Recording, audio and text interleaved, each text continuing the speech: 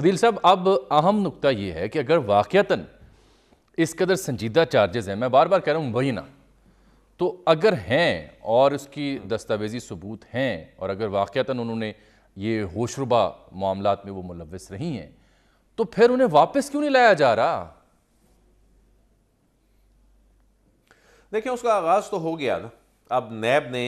उनको जो नोटिस भिजवाया है, उनको तलबी के मुसलसल नोटिस भिजवाए जा रहे हैं। अब जो 13 नवंबर के लिए 3:30 बजे नैब रावलपिंडी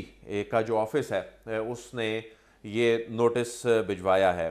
और बुनियादी तौर पे इस नोटिस के अंदर जो सवालात हैं, और ये जो नेशनल क्राइम एजेंसी वाला जो केस है, उस दौरान जो डेवलपमेंट्स होती रहीं और जो इस सारी सूरत हाल के जो बेनिफिशरी थे, और उस टाइम पीरियड के अंदर ये जो 250-250 कनाल जो ज़मीन है, कीमती ज़मीन जिसको कम लिखा गया है रेवेन्यू के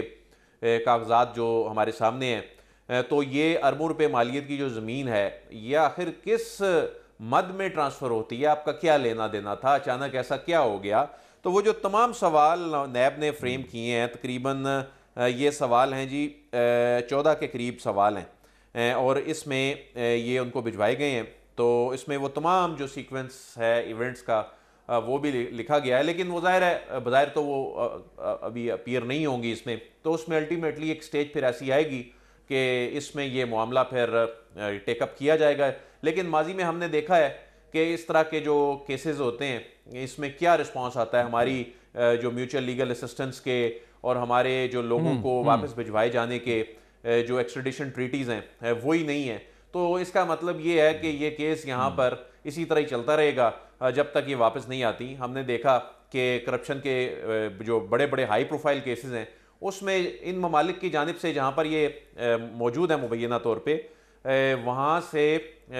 लाने में हमें कोई कामयाबी हासिल नहीं हुई। लेकिन इसमें इंपॉर्टेंट बात ये नहीं है कि आएंगी या नहीं आएंगी, चलें, वो तो एक कानूनी तरीकाकार है। इसमें इंपॉर्टेंट बात तो ये है